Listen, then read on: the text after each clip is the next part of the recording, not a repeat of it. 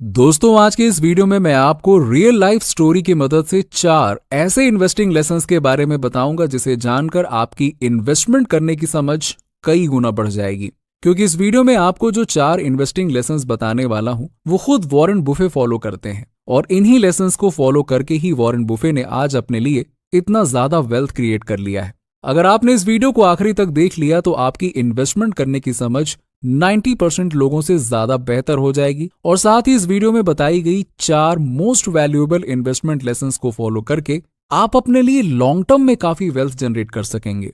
तो बात है 1720 के दशक की, जब साउथ सी नाम की एक कंपनी इंग्लैंड की सबसे हॉट स्टॉक मानी जाती थी। उसके शेयर जैसे मानो आसमान छू रहे थे और काफी सारे इन्वेस्टर्स को अमीर भी बना रही थी। जो भी इन्वेस्टर इस कंपनी में इन्वेस्ट करते थे उनको पक्का फायदा होता था। इस कंपनी के बढ़ते शेयर प्राइस की वजह से उस समय के सबसे बुद्धिमान लोगों में से एक सर आइजैक न्यूटन, जो कि एक बहुत महान वैज्ञानिक रहे हैं जिसने पूरी दुनिया को फोर्स, ग्रेविटी, कैलकुलस और ऐसे ही कई अच्छे सिद्धांत सिखाए, उन्होंने भी साउथ सी कंपनी में अपनी विशाल पूंजी को इन्वेस्ट किया। और फिर जब कुछ दिनों के बाद उन्हें अपने इन्वेस्टमेंट से एक बहुत ही अच्छा मुनाफा हुआ तो उन्होंने अपने साउथ सी के सारे शेयर्स बेच दिए और इससे उन्होंने बहुत ही बड़ा मुनाफा कमाया। पर न्यूटन के शेयर बेचते ही साउथ सी कंपनी के शेयर की कीमत और भी तेजी से आगे बढ़ने लगी, जिससे कि न्यूटन को लगा कि उन्होंने बहुत ही जल्दी अपने शेयर्स को बेच दिया है। इसीलिए उन्हें साउथ सी कंपनी में थोड़ा और रुकना चाहिए था, क्योंकि अभी भी इस कंपनी के शेयर ऊपर की तरफ बढ़ते ही जा रहे थे। अब इस चीज से न्यूटन के दिमाग में आ गई लालच और उन्होंने एक बार फिर से अपनी विशाल पूंजी को साउथ सी में इन्वेस्ट कर दिया। पर इस बार उनके शेयर खरीदते ही साउथ सी कंपनी के शेयर बबल बस्ट हो गए और शेयर के दाम एकदम धड़ाम से यानी कि तेजी से नीचे गिरने लगे। इस चीज से सर आइजैक न्यूटन को भारी नुकसान हुआ और उन्होंने अपना तकरीबन $3 मिलियन से अधिक पैसा गंवा दिया। अब इसका रिजल्ट ये हुआ कि उन्होंने अपने आसपास के लोगों से कहा, मैं तारों की गति की गणना तो कर सकता हूं पर लोगों के पागलपन की नहीं। और इसके बाद न्यूटन ने अपने आसपास के सभी लोगों को साउथ सी और स्टॉक मार्केट ये दोनों ही शब्द बोलने तक से मना कर दिया। वॉरेन बुफे के मेंटोर और द इंटेलिजेंट बुक के लेखक बेंजामिन ग्राहम कहते हैं कि सर आइजैक न्यूटन सबसे बुद्धिमान लोगों में से एक थे, पर वो एक बुद्धिमान इन्वेस्टर बिल्कुल नहीं थे। न्यूटन का इतना बड़ा लॉस इस बात को साबित करता है कि हर्ड मेंटालिटी की वजह से और अपने इमोशंस पर कंट्रोल न रखने की वजह से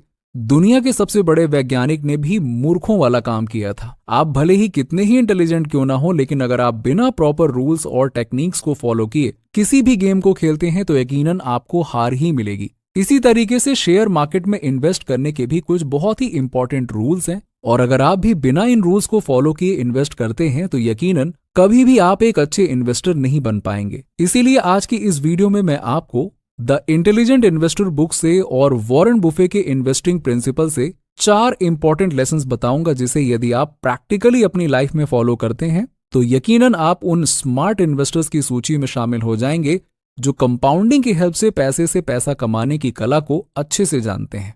तो आइए शुरू करते हैं। Lesson number 1, invest only in what you understand. दोस्तों, ज्यादातर लोग जो इन्वेस्ट करने के समय सबसे बड़ी गलती करते हैं वो ये है कि वो इन्वेस्ट करने से पहले ये चेक नहीं करते हैं कि जिस कंपनी में वो इन्वेस्ट कर रहे हैं उसके बिजनेस की उन्हें समझ है भी या नहीं। वो ऐसी कंपनीज में इन्वेस्ट कर देते हैं जिनकी उन्हें कोई समझ ही नहीं होती है। वो ये तक नहीं जानते हैं कि जिस कंपनी में वो इन्वेस्ट कर रहे हैं आखिर वो करती क्या है, वो कौन सा प्रोडक्ट या सर्विस बनाती है, वो जो भी प्रोडक्ट या सर्विस बनाती है उसकी मार्केट में डिमांड या नीड है भी या नहीं, और अगर है तो क्या फ्यूचर में भी ऐसी ही डिमांड रहेगी या फिर ये डिमांड केवल शॉर्ट टर्म के लिए ही है। देखिए, मैक्सिमम लोग किसी कंपनी में बस इसलिए इन्वेस्ट कर देते हैं क्योंकि उन्हें कोई टिप दे देता है, या फिर वो किसी फाइनेंशियल गुरु का रिकमेंडेशन सुन लेते हैं, या फिर किसी स्टॉक की हाइप की वजह से वो हर्ड मेंटालिटी फॉलो करके अपना पैसा इन्वेस्ट कर देते हैं। वॉरेन बुफे कहते हैं कि एक इन्वेस्टर को केवल और केवल उन्हीं कंपनीज और इंडस्ट्रीज में इन्वेस्ट करना चाहिए जिनकी उन्हें समझ हो। अगर आप किसी बिजनेस को अच्छे से समझते हैं, उसके business model, long term growth को एनालाइज कर सकते हैं तो आप इन्वेस्टमेंट में रिस्क को काफी कम कर सकते हैं और शॉर्ट टर्म प्राइस फ्लक्चुएशन से आपको ज्यादा फर्क नहीं पड़ेगा। रिस्क वहीं होता है जहां आपको ये पता नहीं होता है कि आगे क्या होने वाला है। एग्जाम्पल के लिए, अगर आप अपनी गाड़ी एक रात के अंधेरे में एक अनजान सड़क पे तेजी से चला रहे हो तो आपके एक्सीडेंट होने का रिस्क काफी ज्यादा होता है, क्योंकि रात में कम विजिबिलिटी के कारण आपको ये पता नहीं होता है कि आगे रोड कैसा है, कब कौन सा टर्न आ जाए। जबकि अगर आप दिन में गाड़ी तेजी से भी चला रहे हो तो भी आपके एक्सीडेंट होने का रिस्क काफी कम होता है, क्योंकि दिन के उजाले में विजिबिलिटी काफी ज्यादा होती है, आप रोड पे ज्यादा दूर तक देख सकते हैं और इसीलिए आप स्पीड में होते हुए भी सेफ रहते हो। ऐसे ही अगर आप किसी कंपनी को अच्छे से समझते हो, उसके fundamentals, business model, competitors, long term growth की आपको अच्छी नॉलेज है, तो आपके लिए रिस्क काफी कम हो जाता है और आपको केवल ऐसी ही कंपनी में इन्वेस्ट करना चाहिए। तो इस बात से आप ये भी समझ सकते हैं कि जो लोग ये कहते हैं कि इन्वेस्टमेंट नहीं करना चाहिए, इसमें बहुत रिस्क होता है, वो आखिर ऐसा क्यों कहते हैं। Lesson number 2, value investing. दोस्तों, वॉरेन बुफे का दूसरा सबसे इंपॉर्टेंट लेसन है वैल्यू इन्वेस्टिंग, जिसे ज्यादातर लोग समझते ही नहीं है। जो कुछ लोग इसे समझते हैं वो इसे फॉलो नहीं कर पाते हैं। चलिए, सबसे पहले मैं आपको ये समझाता हूं कि आखिर ये वैल्यू इन्वेस्टिंग है क्या। हम सभी जानते हैं कि किसी भी फाइनेंशियल मार्केट में 2 फेज आते हैं, एक अच्छा और एक बुरा, यानी एक ग्रीड का टाइम और एक होता है फियर का टाइम। ग्रीड के समय लोग एक कंपनी के स्टॉक को खरीदने के लिए कोई भी अमाउंट देने को तैयार हो जाते हैं, भले ही वो कंपनी का स्टॉक उस प्राइस के वर्थ के लायक हो या ना हो। वहीं फियर के फेज में लोग अच्छी वैल्यूएबल कंपनीज के स्टॉक भी कम दाम पे बेच देते हैं।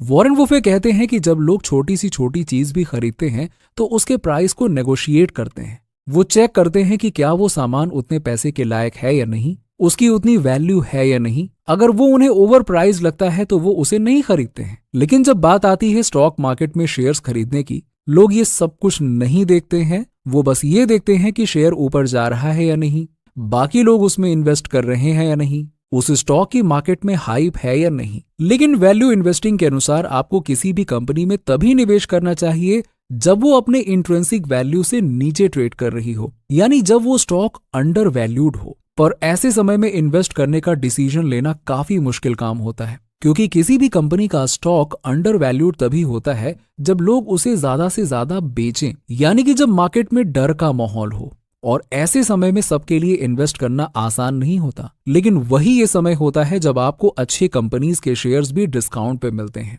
इसीलिए इस समय आपको वॉरेन बुफे की तरह इस चीज पे फोकस करना है। Value investing is simple but not easy, यानी वैल्यू इन्वेस्टिंग सरल तो होता है पर आसान नहीं होता है, क्योंकि वैल्यू इन्वेस्टिंग में आपको अपने इमोशंस के अनुसार डिसीजन नहीं लेने होते हैं, बल्कि इस समय आपको प्रैक्टिकल बेस्ड लॉजिकल निर्णय लेने की आवश्यकता होती है। ऐसा आप तभी कर सकते हैं जब आप हाइप और न्यूज के बेसिस पे नहीं, बल्कि आप किसी कंपनी के वर्थ को चेक करके इन्वेस्ट कर रहे होते हैं। ये बात पता होनी चाहिए कि दुनिया के सफल निवेशक जैसे Charlie Munger, Warren Buffett, Radhakrishna Damani, Rakesh Jhunjhunwala आदि, इन लोगों ने इतनी बड़ी नेटवर्थ वैल्यू इन्वेस्टिंग के माध्यम से ही जनरेट की है। Lesson number 3, invest in businesses not stocks. दोस्तों, इन्वेस्ट करते समय आप ऐसे इन्वेस्ट करें जैसे कि आप बिजनेस में इन्वेस्ट कर रहे हैं, ना कि किसी स्टॉक में। यानी कि जब भी आप किसी कंपनी के शेयर में निवेश करते हैं तो समझिए कि आप उस कंपनी के शेयर में नहीं बल्कि उसके बिजनेस में निवेश कर रहे हैं। शेयर मार्केट एक ऐसी जगह है जो आपको मौका देती है ऐसे बिजनेस के मालिक बनने का जिसके लिए आप कोई काम नहीं करते हैं। इसकी मदद से आप कई अच्छी कंपनीज की ओनरशिप का हिस्सा बन सकते हैं। लेकिन फिर भी ज्यादातर इन्वेस्टर स्टॉक मार्केट को ऐसे नहीं देखते हैं। स्टॉक मार्केट में अधिकतर लोग केवल स्टॉक की कीमत को देखकर इन्वेस्ट करते हैं और बस इस चीज का इंतजार करते हैं कि कब उस स्टॉक की कीमत ऊपर जाएगी और उन्हें एक बड़ा प्रॉफिट हो जाएगा। वो डाइवर्सिफिकेशन के नाम पे दसों की संख्या में स्टॉक्स अपने पोर्टफोलियो में ऐड कर लेते हैं,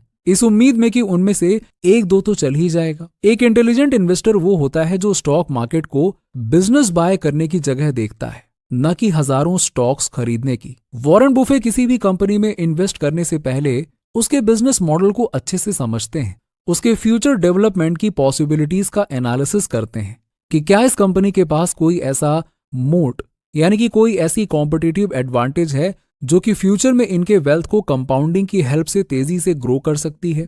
क्योंकि अगर किसी कंपनी के पास कोई कॉम्पिटिटिव एडवांटेज होगी तो मार्केट में उसकी मोनोपोली होगी और ऐसी कंपनीज के शेयर्स लॉन्ग टर्म में अच्छी खासी ग्रो करती है। एग्जाम्पल के लिए आप कोका कोला, गूगल, एप्पल और माइक्रोसॉफ्ट का पिछले 20 सालों के स्टॉक प्राइस चार्ट उठाकर देख सकते हैं। अर्ली 2000s के टाइम पे जब हजारों आईटी स्टॉक मार्केट्स में आ रही थी और बहुत ही कम समय में इन्वेस्टर्स के पैसे को कई गुना ग्रो कर रही थी, तब भी वॉरेन बुफे ने किसी भी आईटी कंपनी में इन्वेस्ट नहीं किया क्योंकि उन्हें उनका बिजनेस समझ नहीं आ रहा था। कई लोगों ने उनसे पूछा था कि वो आईटी कंपनीज में इन्वेस्ट क्यों नहीं कर रहे हैं। खैर, उन्हें आईटी बबल क्रैश के बाद अपना जवाब मिल गया था। Lesson number 4, invest for long term. दोस्तों, आप जब भी इन्वेस्ट करो तो हमेशा लॉन्ग टर्म के लिए इन्वेस्ट करो। वॉरेन बुफे कहते हैं कि ज्यादातर लोग स्टॉक मार्केट से अमीर केवल इसलिए नहीं बन पाते हैं क्योंकि वो कभी भी लंबे समय तक अपने निवेश को होल्ड ही नहीं कर पाते हैं और मार्केट के शॉर्ट टर्म के उतार चढ़ाव पर वो तुरंत पेशेंस लूज करके अपनी पोजीशन से एग्जिट कर लेते हैं। पर हमें ये बात नहीं भूलनी चाहिए कि स्टॉक मार्केट से वेल्थ हमेशा लॉन्ग टर्म में ही जनरेट होती है और वॉरेन बुफे खुद ही लॉन्ग टर्म के लिए निवेश करते हैं और ज्यादातर मामलों में उनकी होल्डिंग पीरियड फॉर एवर के लिए होती है।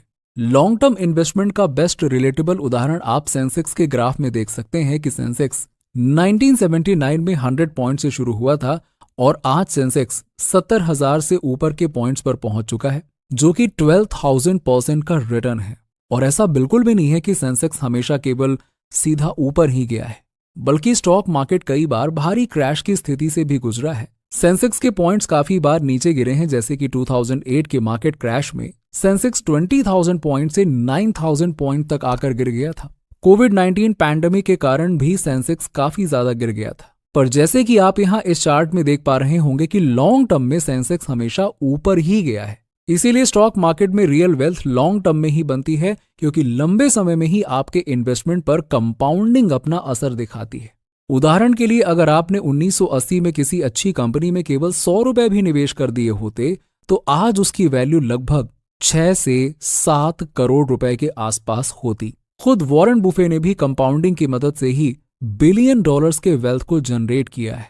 तो मुझे उम्मीद है कि आपको इस वीडियो से वैल्यू मिली होगी। अगर आपका कोई डाउट या फिर कंफ्यूजन है तो आप हमें कमेंट सेक्शन में पूछ सकते हैं। वीडियो पसंद आया हो तो लाइक करें, अपने दोस्तों और रिश्तेदारों